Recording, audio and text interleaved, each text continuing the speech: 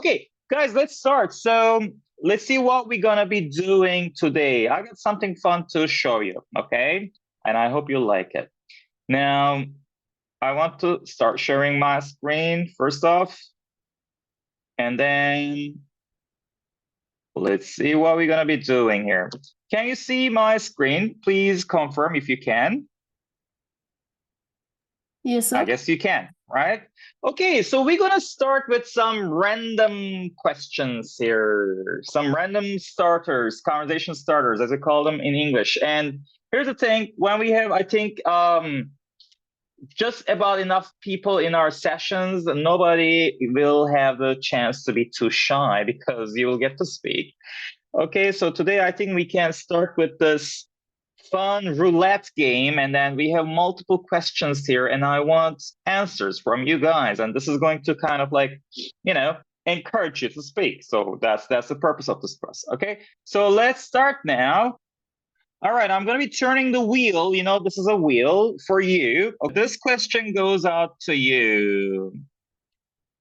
Oh, where are the best football players born? So now, when we're answering these fun questions, it's very important that you also pay attention to the grammatical structure. Here, to be born, that is passive voice in English, right? To be born. I was born in California. You were born in Sri Lanka. So to be born, the act of coming to Earth for us in English, it is a passive structure. It's not an active structure, active action that you do it on your own, basically. Just like the house was painted last week. The house was painted. If the person is important, by whom? The house was painted by the painters. In most cases, the person doing the action in passive structures is not important, right? It is the action itself. But if I say, hey, Mona Lisa was painted by Da Vinci, right? So in that case, if it's an author, if it's a painter, well, then in that case, it is important to mention the person in passive structures. Just a reminder. Now, Tarusha, maybe you don't even like football, but I'm sorry, this is a question. Where are the best football players born, in your opinion? Yeah, the best football players were born in Portuguese. Or are born, because we are talking in general.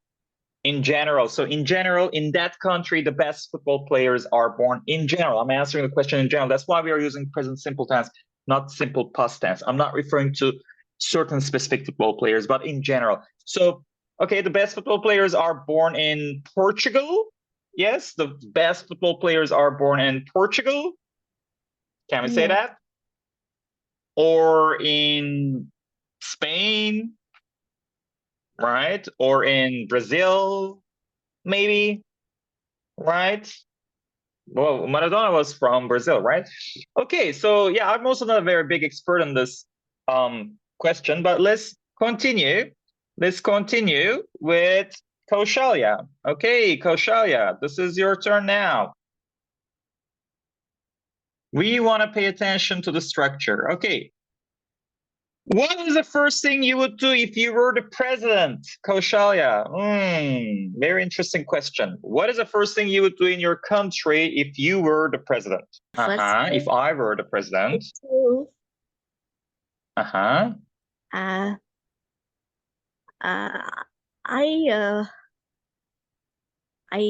will make a fund for I would create a fund. I would create a fund, right? I would create a fund. A fund for poor people. Okay. You would create a fund for the poor. When you say the poor, you refer to the poor people. When you say the rich, you refer to the rich people. So you can also say, okay, you can say for the poor people, or you can say for the poor. For the famous, it means for the famous people. For the rich people. For the seniors for the old people, right? So remember that without adding people, if you use it with the rich, the poor, the famous, the successful, the intelligent, all of these would refer to the people. So you would create a fund for the poor. Okay, because that's a big problem in your country. I understand, right? Kashalya, is a big problem. Poverty.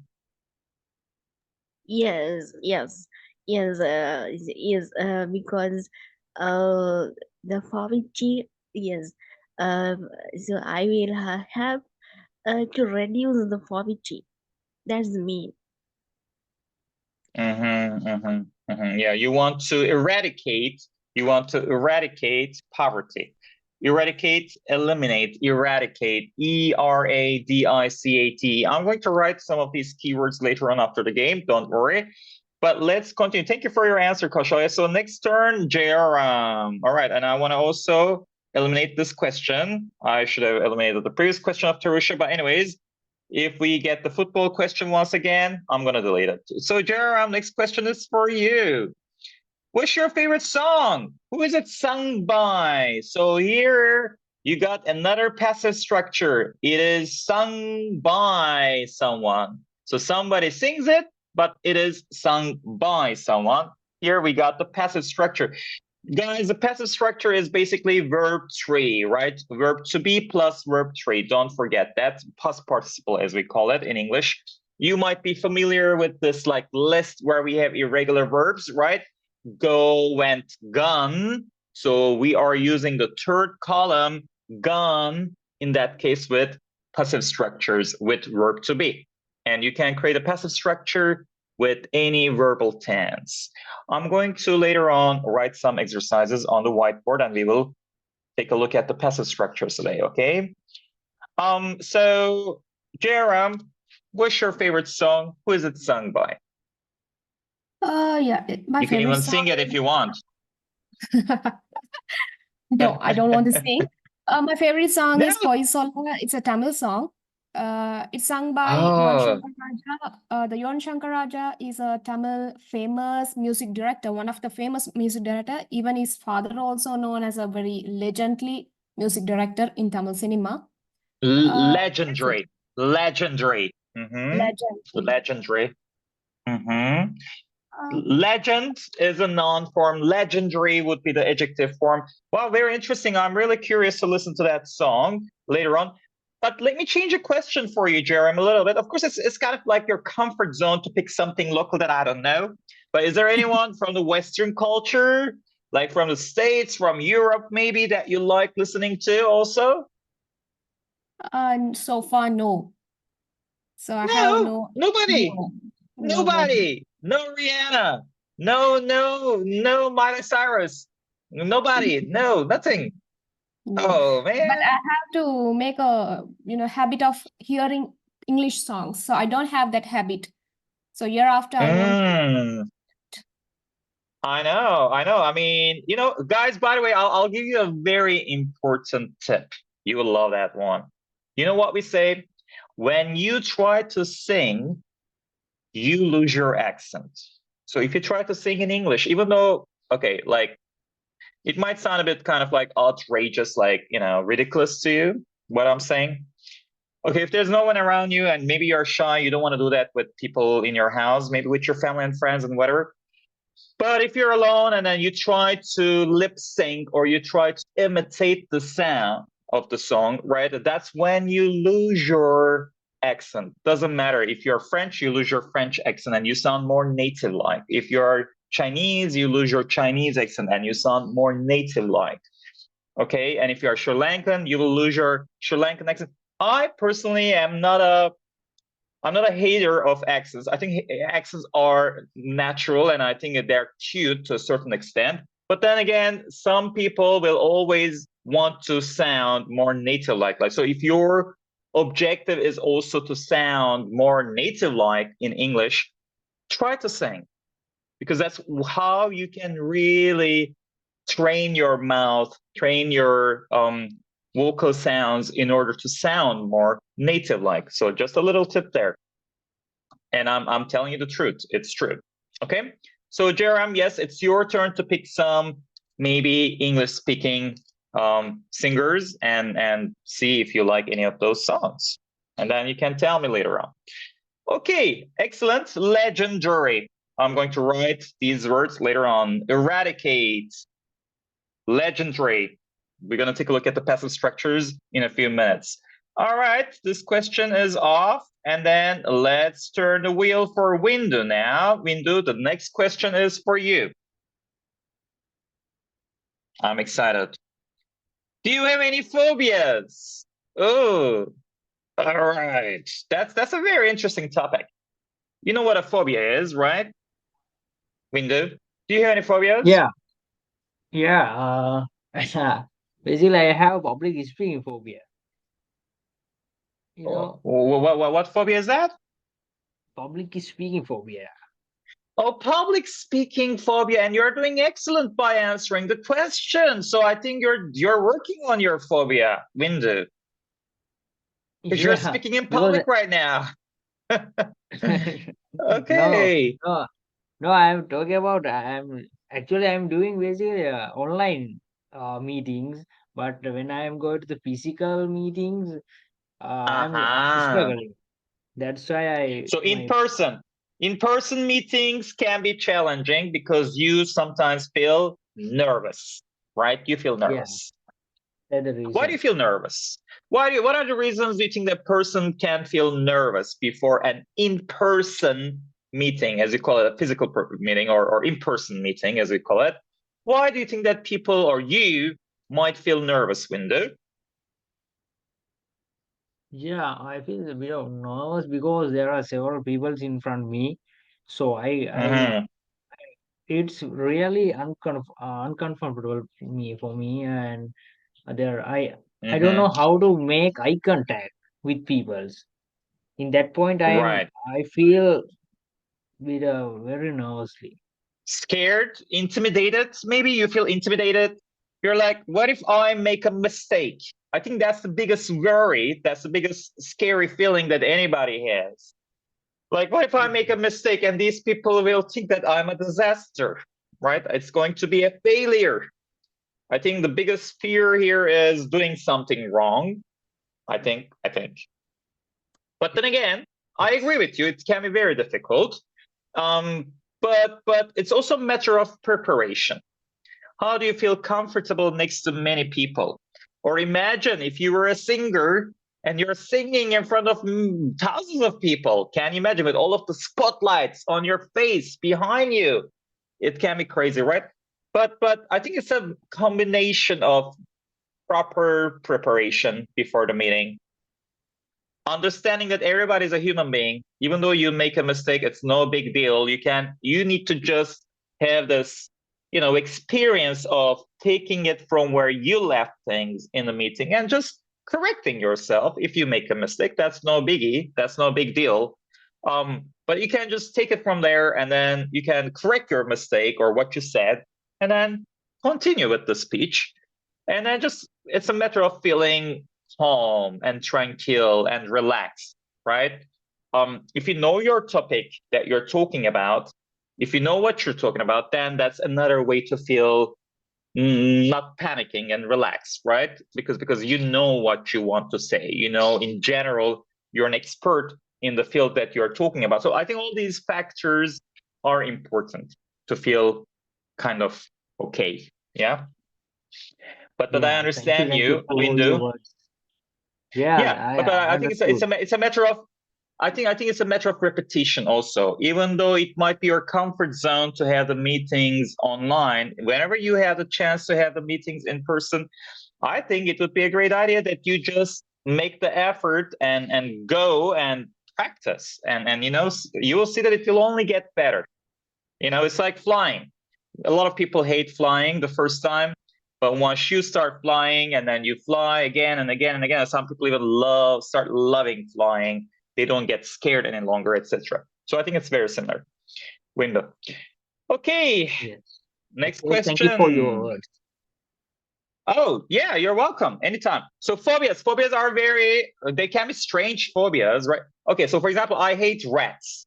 I despise rats. Like if I find a rat in my house, I would leave the country. I would move to another country.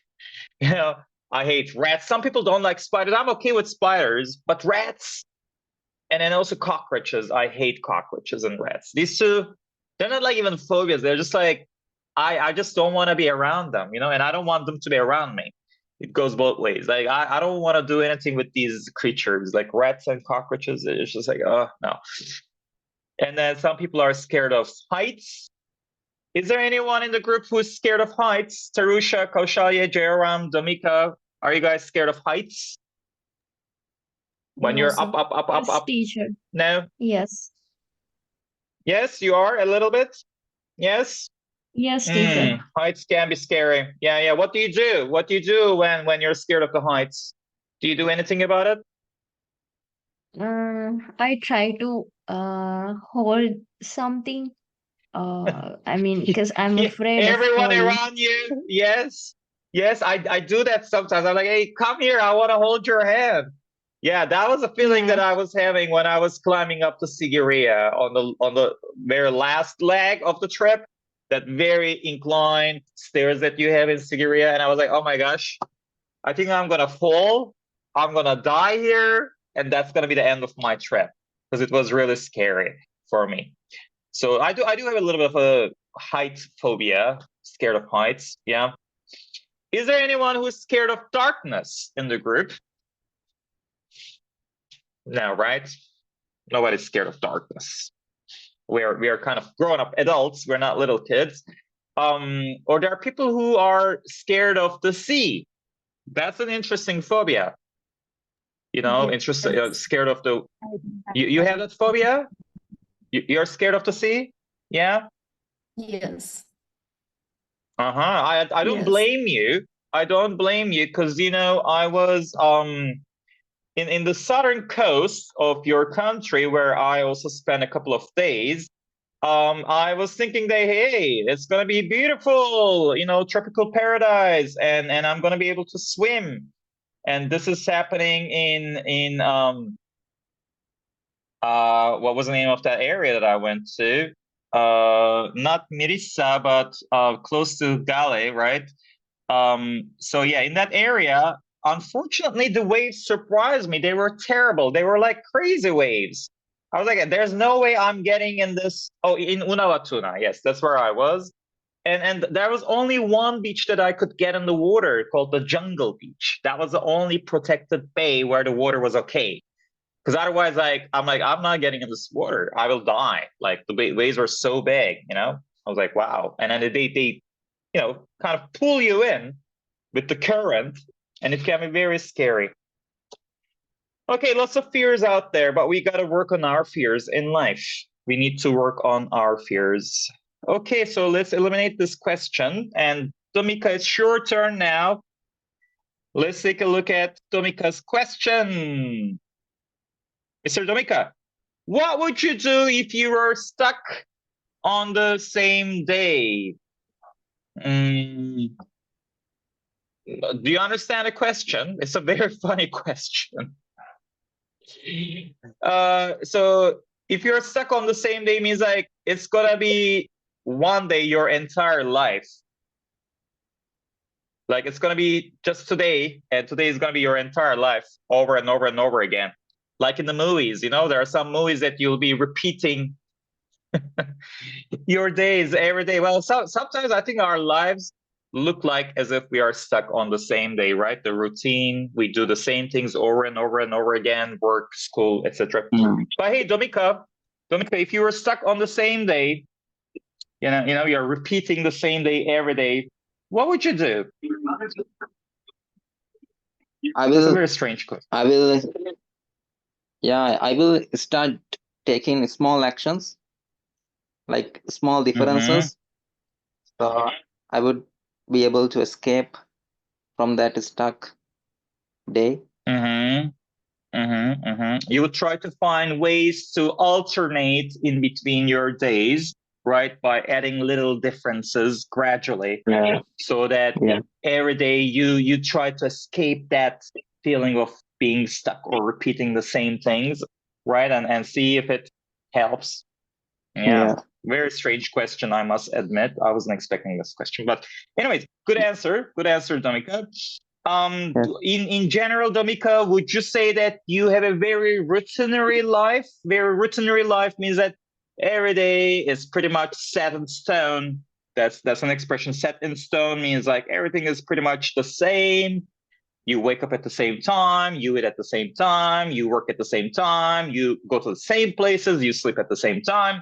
Or do you have a very diverse lifestyle, very let's say more kind of like a interesting lifestyle? Which one applies to you? Do you have more like a routinary life or more like an interesting life, in your opinion? I think more like interesting life. I like to Okay, so you're lucky.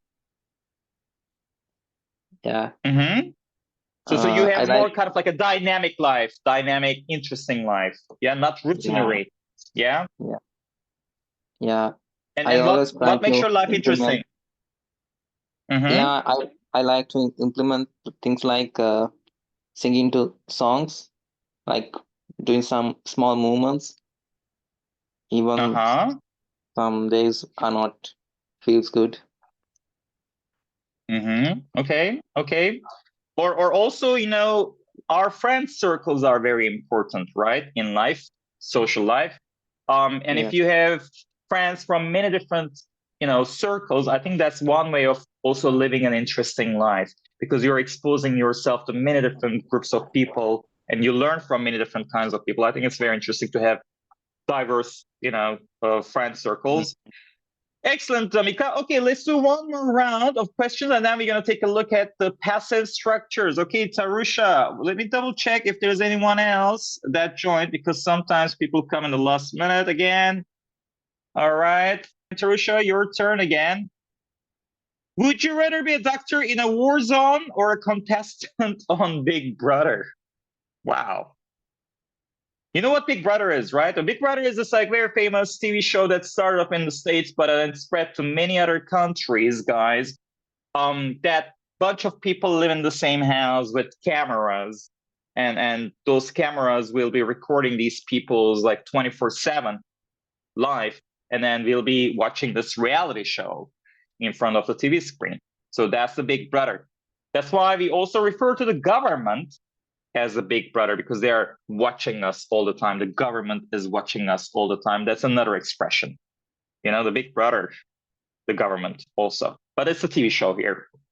So Tarusha, would you rather be a doctor in a war zone or a contestant on Big Brother? I would rather be a doctor in a war zone. Okay, and why? Because I don't like filming everything we do. Because it's kind of invading our privacy. So right. You want to maintain your privacy. You want to live a private life. You don't want to live a public life. Right? Yes.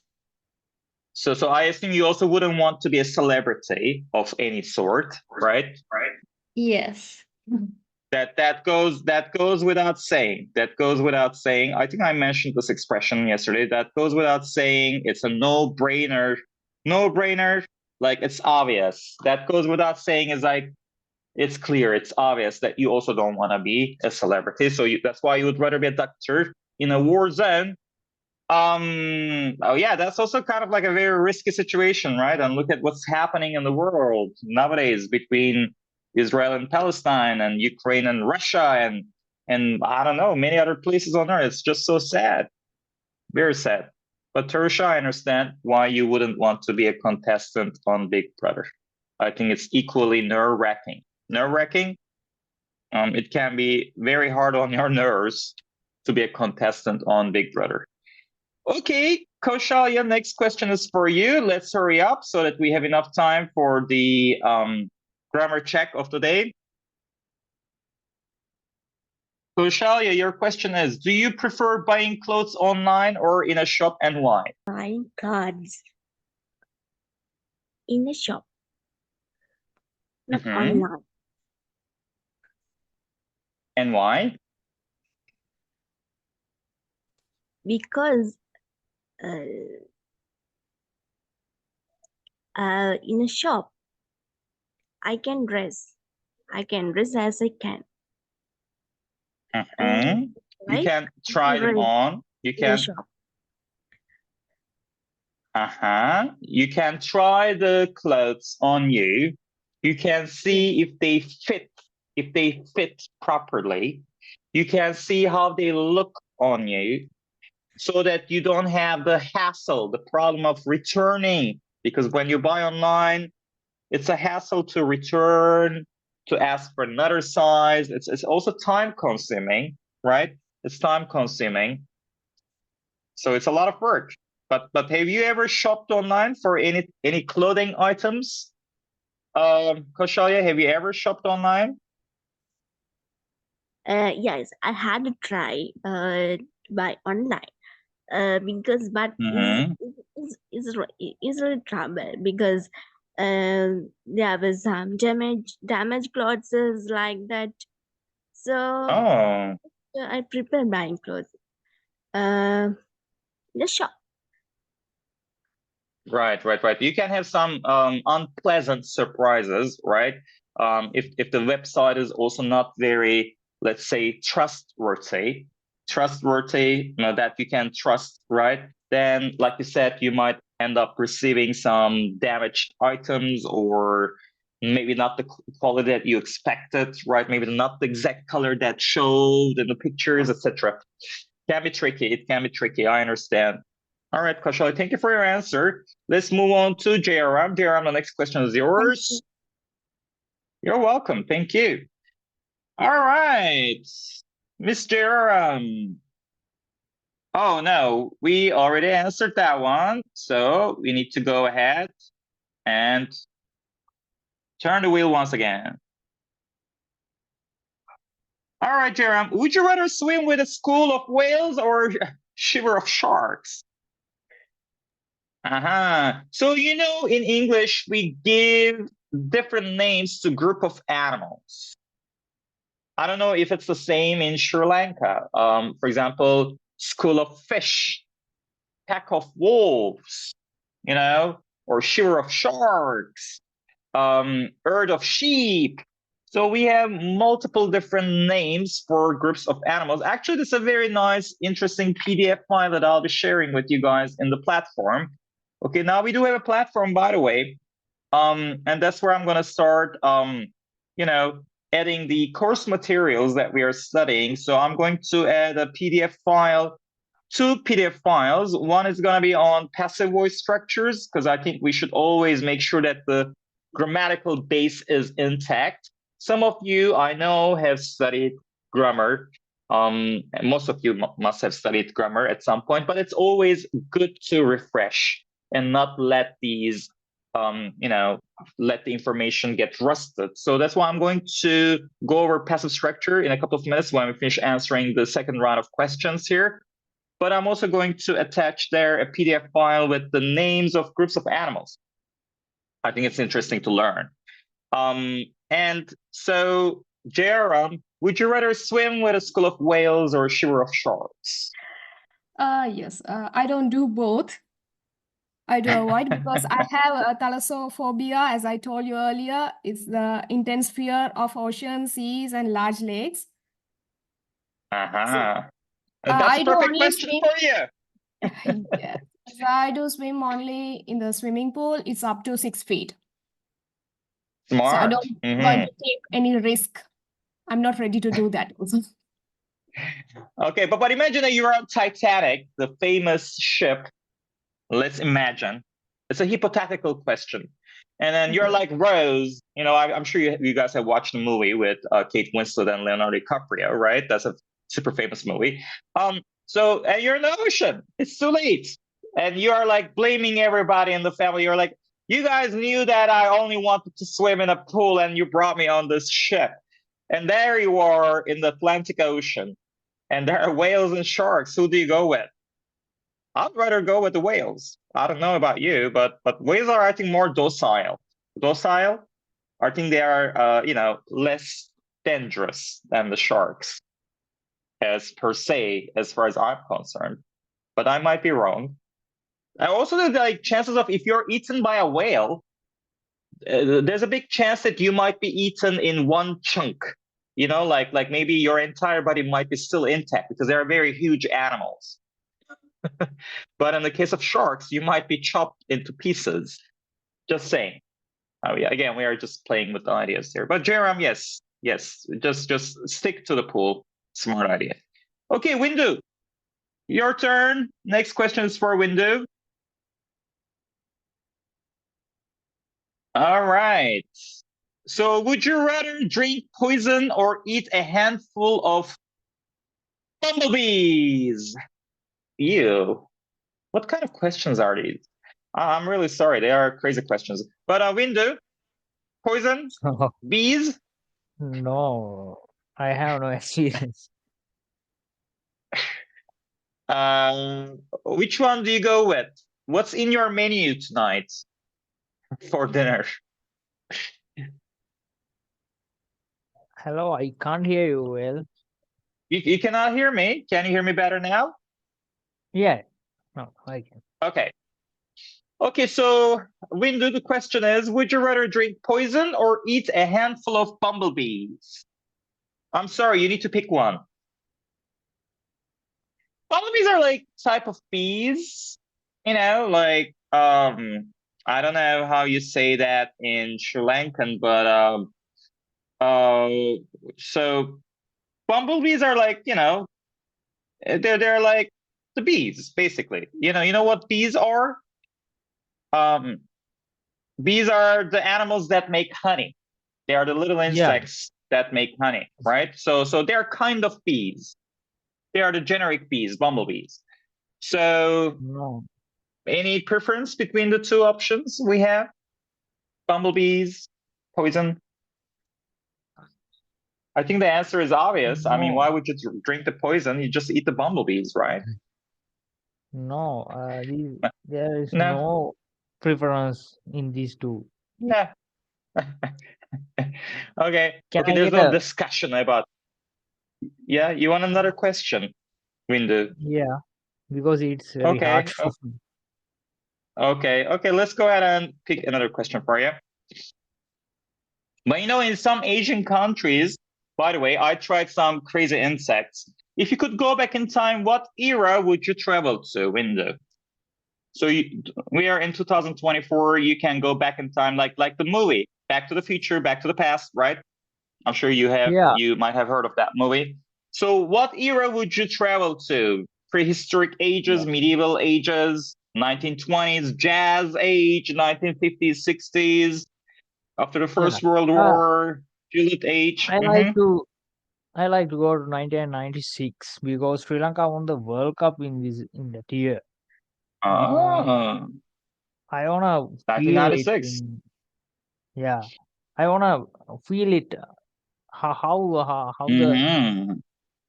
happiness it in that was. time. Yeah, how it was. Right. Because you were not born back then, were you? I'm trying to guess Yes. your age, but I'm sure you're very young. How old are you, Windu? Yeah. I'm 22 years old. You're 22 years old. You're almost half I'm my born. age, Windu. Okay, what's your age? Okay. Yeah, so I was alive in 1996, but unfortunately I don't remember Sri Lanka World Cup. But yeah, I understand your reasons why you would like to go back to 1996 so that you can feel the excitement, the joy of the whole country celebrating, yeah? Yeah, because Sri Lankan popular game is cricket. People are really love for that sport in Sri Lanka. I think Okay. it's not in Sri Lanka. Is it in all Asian countries love to play cricket, including India, Right. Bangladesh, Nepal, Afghanistan, like that. Okay. So it would be fun to go back to that year and see it firsthand how it felt, right? To be the winner. Yes. Excellent, Windu. Thank you very much for your answer. And the last question, Yes. then we will start with our whiteboard guys. Domika, this question goes for you. Tell us something you have learned this year. Oh, that's an easy question, Domika. Tell us something you Maybe have learned learned. something new. Yes, maybe learned something new this year, Tomika. What is it? I have learned about business coaching. Okay. Started the So coaching you certification. So you learned some lessons about or some structures, some methodologies about business coaching. Yeah, like coaching models like Grow, coaching model, Oscar coaching model, and also things like SWOT analysis to do with clients. Oh. And did you find all of that information interesting, Tomiko? Yeah. Okay, excellent. And then how do you learn these new things? Do you follow online courses also, you said, right? Or at school, right? Online You also learn at courses, school? online course, and also a certification from a university. And Tomika, question for you, trivia question, Yeah. and anyone else can also join and answer the question. So when we learn things by doing in person, what do we call to that learning method? When we do the things and we learn by doing these things, what do we call to that methodology? Physical learning? No, hot but not burning, as we say. It means you are very close, but not the exact answer. So you do things, and by doing those things, and somebody is, Practical learning. Practical. Again, hot but not burning. I'm exactly looking for a very specific expression that we use in English. So somebody might be supervising you or watching you. Yeah. In the beginning, you might be shadowing before you start doing this. Repeat again. Self-learning? Self-learning, no. You are doing things. You guys are all trying very hard. I appreciate it. But the correct answer is hands-on. Have you ever heard of that terminology? Hands-on learning, hands-on training means that you go and do things, and that's how you learn. Hands-on. You put it into practice, okay? And somebody, a supervisor, might be watching you. Before you do the hands-on, very likely you might be shadowing the experts or the people doing it in front of you. And then you do it hands-on, meaning you participate. You do it yourself. Okay, excellent.